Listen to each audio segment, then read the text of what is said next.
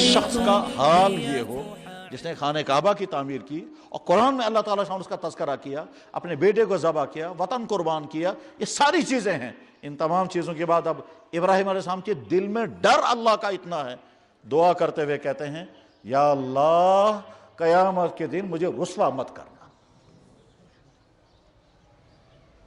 وَلَا تُخْزِنِي يَوْمَ يُبْعَثُونَ، یا اللہ قیامت کے مجھے رسوا مت کرنا۔ کس چیز پر رسوا کریں گے؟ ڈر کا عالم یہ ہے۔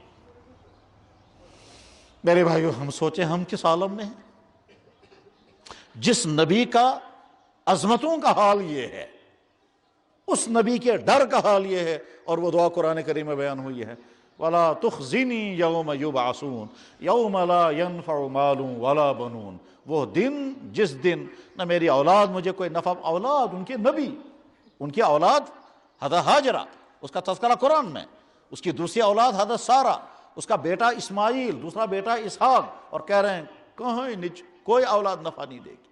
یوم لا ینفع مال ولا بنون، جس نے نہ مال کوئی نفع دے سکے گا نہ بیٹے نفع دے سکیں گے، اس دن مجھے یا اللہ رسوا مت کرنا۔ ایک منظر نمبر ایک ڈر کا، اور منظر نمبر دو کہ قیامت جب قائم ہو جائے گی، جب قیامت قائم ہو جائے گی تو میرے بھائیوں سینکڑوں سال گزر جائیں گے، اللہ تعالیٰ حساب سٹارٹ نہیں کریں گے۔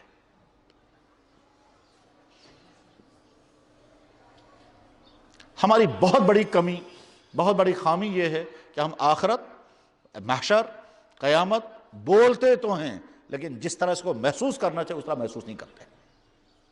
ایسے ہی سمجھیں جیسے ہم سانپ بولتے ہیں اور پلاسٹک کے سانپ بھی دیکھتے ہیں اور کاغذ پر بھی سانپ لکھا ہوا دیکھتے ہیں، لیکن جو سانپ کا ڈر ہونا چاہیے وہ پیدا نہیں ہوتا۔ جس دن سانپ آئے گا اس دن پتہ چلے گا۔ وہ قیامت کا دن بہت طویل ہوگا۔ کتنا طویل؟ کہتے ہیں آدم علیہ السلام سے لے کر کے آج تک ابھی 10,000 سال نہیں ہوئے ہیں۔ 10 وریچن ونگے بھی کتنا لمبا زمانہ لگتا ہے، تاریخ اتنی بڑی ہے۔ 10,000 سال ابھی نہیں ہوئے آدم علیہ السلام سے لے کر آج تک، 10,000 سال سے کم ہی زمانہ گزرا ہے حضرت آدم سے لے کر آج تک، اتنا لمبا زمانہ لگتا ہے۔ تو قیامت کے متعلق تو قرآن کہتا ہے 50,000 سال کا دن ہوگا۔ بہرحال سینکڑوں یا ہزاروں سال گزر جائیں گے، اللہ تعالیٰ حساب نہیں لیں گے۔ انسان بے انتہا تنگ آئیں گے، ننگا جسم، ننگے پاؤں، اوپر سے دھوپ، نیچے سے سخت زمین، بچنے کی جگہ نہیں، کھانے کا انتظام نہیں، پانی کا انتظام نہیں، چلنا ہی چلنا ہے، جوتے کہیں نہیں ہیں اور کہیں سستانے کی جگہ نہیں ہے۔ پریشانی کا عالم یہ ہوگا کہ لوگ تنگ آ کر مرنا چاہیں گے، موت بھی نہیں آئے گی، اور سال ہر سال اسی طرح سے دھوپ میں کھڑے ننگے ہوں گے، لیکن کسی کو خیال بھی نہیں ہوگا ہم ننگے ہیں، اور لوگ چاہیں گے موت ہی آ جاتے مگر موت بھی نہیں آئے گی۔ غرض یہ کہ ایسی پریشانی کے دور حال میں کہ اب اللہ تعالیٰ حساب ہی شروع کر دیتا، چاہے بعد میں جہنم میں ڈال دے مگر ید کساوس نہیں آ رہے، لیکن حساب بھی شروع نہیں ہوگا۔ سال ہر سال کے بعد اللہ تعالیٰ کی طرف سے اعلان ہوگا آج کس کی حکومت ہے، لمن الملک اليوم، کوئی جواب نہیں دے سکے گا۔ سال ہر سال انتظار ہوگا کہاں کیسے ورن بچ حکومت کرنے دنیا، کوئی سانس بھی نہیں لے سکے گا۔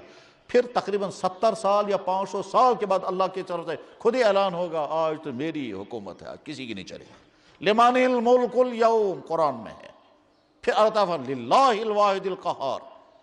اس ایسی پریشانی کے عالم میں لوگ تنگ آ کر کے یہ کہیں گے کہ یہاں رہنا بڑا مشکل ہے، کھانے کا انتظام نہیں، پانی کا انتظام نہیں، پیاس میں تڑپ رہے ہیں، ننگا بدن ہے، پسینہ بھی چھوٹ رہا ہے، جوتے نہیں ہیں، کپڑا نہیں ہے، کہیں سایہ نہیں ہے۔ اس پریشانی کے عالم میں کسی نبی سے درخواست کریں گے آپ چل کر خدا سے سفارش کرو، کم سے کم حساب تو شروع ہو جائے، اور حساب شروع ہونے کے بعد پھر یہ میں شیوت گسونا ہے سگیسی یہ میں جانتا ہوں سارے پھنسے ہوئے سارے بند ہیں۔ تو اس سفارش کرانے کے لیے نبیوں کے پاس جائیں گے تو اس میں حضرت ابراہیم علیہ السلام بھی ہوں گے۔ حضرت ابراہیم علیہ السلام کے پاس جا کر کہیں گے آپ چل کر سفارش کریں۔ ابراہیم علیہ السلام کہیں گے میری ہمت نہیں ہے اللہ کے سامنے جانے کی، موجود اپنی فکر ہے۔ اور ابراہیم ہی نہیں، حضرت آدم علیہ السلام بھی انکار کریں گے، بخاری میں یہ حدیث ہے، آدم علیہ السلام بھی انکار کریں گے، نوح علیہ السلام انکار کریں گے۔ اللہ کے ڈر کا عالم یہ ہے۔ تو میرے بھائیو، ایک طرح سے ابراہیم علیہ السلام کی عظمتیں اتنی زیادہ، اور دوسری طرح سے ابراہیم علیہ السلام کو ڈر اتنا ہے، کیا کہتے ہیں، یا اللہ قیامت کے دن مجھے رسوا مت کر۔